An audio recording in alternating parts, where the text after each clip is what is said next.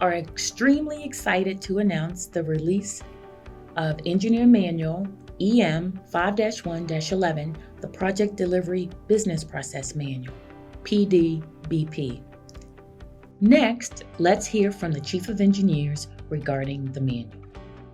Hello everyone, I'm Lieutenant General Scott Spellman, 55th Chief of Engineers and Commanding General of your U.S. Army Corps of Engineers. As our nation begins to accelerate the modernization of some of our most critical infrastructure and our military continues to strengthen its readiness, our leaders have turned to us to help plan, design, and construct more than $90 billion worth of projects around the world. Delivering this massive program for our partners is one of our greatest responsibilities. The only way we'll be able to safely deliver quality projects on time and within budget is by adhering to the basics of program and project management. This new codified project delivery business process represents a major step forward in achieving our goal.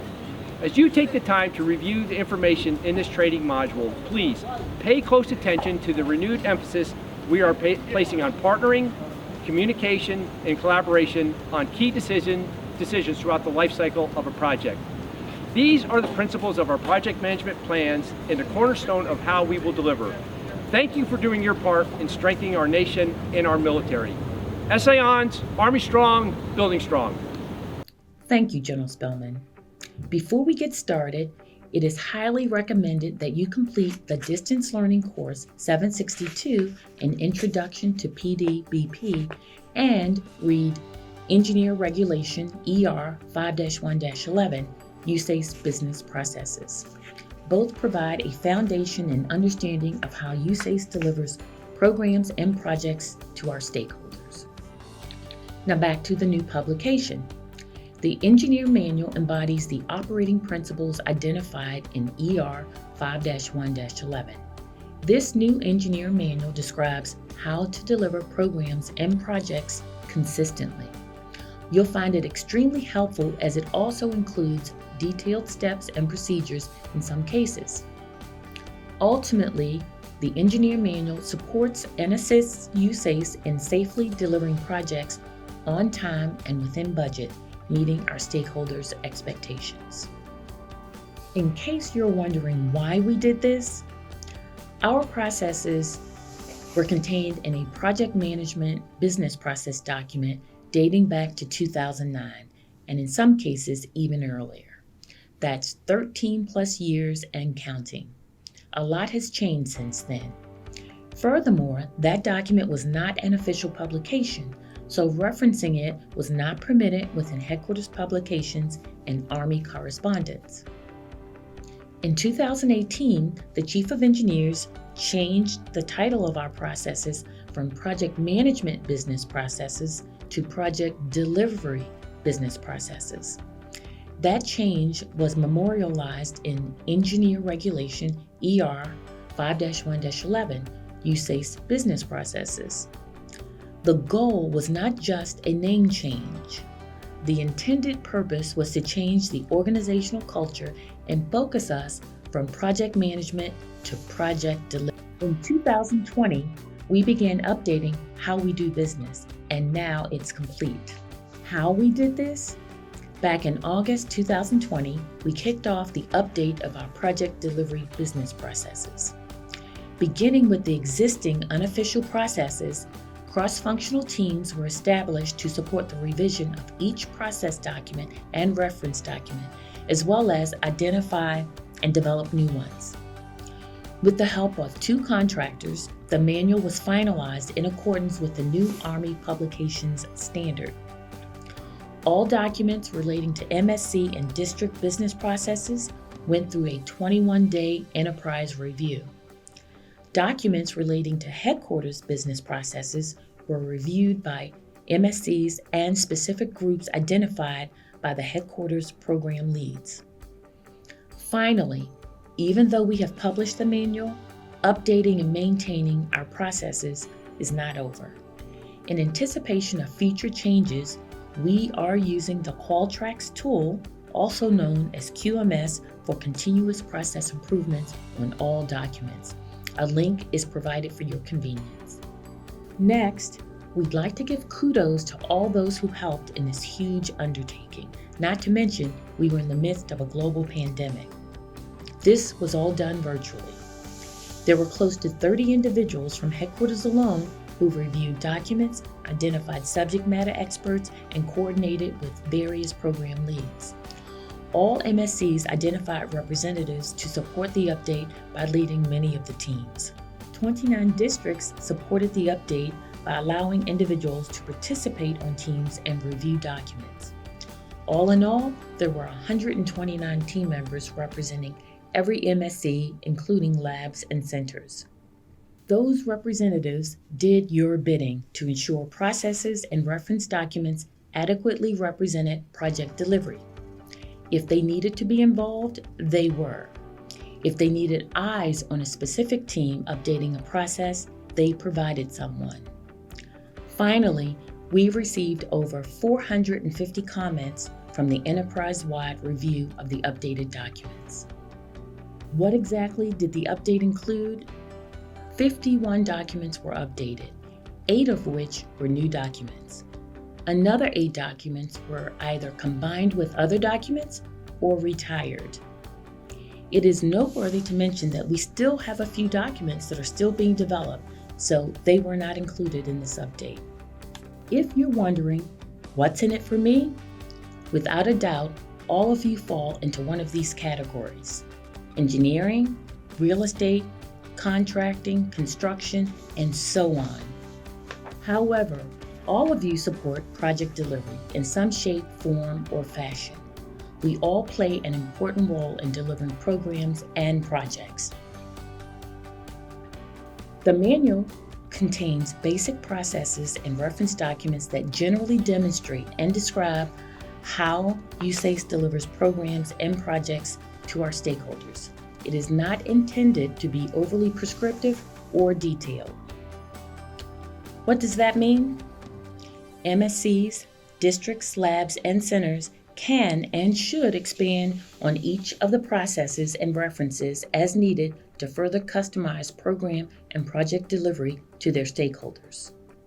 The PDBP manual uses the American National Standards Institute, commonly known as ANSI, as a guide for project delivery. While ANSI uses process groups, USACE uses phases. Now let's look at each phase in project delivery. Let's take a closer look at the project initiation phase. All new projects in USACE have a beginning. Generally, we call it project initiation. It begins when a stakeholder or customer identifies a need or request for services, products, and/or a project. Based on the type of request and how we receive it, a determination is made as to whether or not the work can be accepted. The process of making that decision may reside locally within a district, regionally within an MSC, and sometimes at headquarters. Once a decision is made, the project is initiated within our project management information system. A project manager is assigned and funding can then be received and used to initiate the project. A decision to accept work is the beginning of risk-informed decision-making. Properly resourcing and scheduling projects in our project management information system, also known as PROMIS, provides leadership with essential information on workforce capability and capacity. Now, on to the project planning phase. The project planning phase is the start of a project for most of us in USACE. What happens during this phase? A lot. The project delivery team is established. Many districts have a unique process to identify and assign team members to projects. Most often, the Program and Project Management Division within districts leads the effort of staffing the team to plan the work. By the way, don't forget about the USACE Centers of Expertise. They provide valuable knowledge and experience, and in many cases are required for some of your deliverables. The project delivery team is responsible for developing the project management plan. On the left, you'll see the minimum components of the plan. It's imperative that the project delivery team, or PDT, include all the disciplines who have equities in delivering the project. Leaving even one required member off the team can negatively impact project outcomes. The PDT must closely examine the stakeholders' requirements and convert those requirements into an actionable, clear scope. This is the perfect time for the PDT to search out any lessons learned on previous similar projects that could be applied. Clear, actionable scope helps the PDT to develop and collaborate on a work breakdown structure, also known as a WBS, that captures 100% of the scope. The WBS is then decomposed into deliverables and activities, including milestones. After the PDT sequences the activities and identified dependencies, realistic resource estimates can be developed. The outcome is the baseline for scope, schedule, and cost. A key outcome of this phase is an approved project management plan. The contents of the project management plan, while prescriptive, can and should be based on what's needed for the project. Small, simple projects may be governed by a program management plan. That means the project management plan may require less content. On the other hand, larger, more complex, or even mega projects may need more content. The takeaway is the size, content, and detail of the project management plan should be scaled to the needs of the project. You may have noticed on previous slides the identification of the partnering playbook. The playbook is an engineer pamphlet titled Construction Project Partnering Playbook. However, partnering begins at the very beginning of the project. It involves collaboration, communication, and commitment. Successful delivery requires enduring partnerships with our stakeholders, both internal and external. Effective partnering begins with a partnering mindset, one that embraces collaboration. Partnering is a continuous communication activity that occurs across the life cycle of all missions, programs, and projects. Finally, commitment and involvement must take place at all echelons within USACE. Don't be misled by the title of the engineer pamphlet. The Construction Project Partnering Playbook can and should be used throughout the delivery of your project. Keep in mind 3 partnering standards for project delivery. Partnering is an ongoing activity that begins at project inception and continues throughout delivery. Partnering efforts should be scaled to meet unique needs and associated risks of each project. Partnering workshops should occur at the onset of key phases of project delivery. As we exit the planning phase, the next phase is project execution, monitoring, and control. This phase is iterative. Why? Well, there are lots of reasons why. However, the biggest reason is that things change. Guidance and regulations undergo update and require changes in our projects that are underway. Critical assumptions made at the beginning of projects sometimes don't pan out. Stakeholder needs may change midway, modifying project requirements and the scope. Market conditions change and prices fluctuate. Oftentimes, when things change, additional funding is needed. The final phase is the closeout phase. It too is iterative until the entire project is closed. Iterations of project execution, monitoring, and control can deliver standalone products, service, and features to the stakeholder as needed or required until all agreed upon scope has been successfully completed, both physically and fiscally.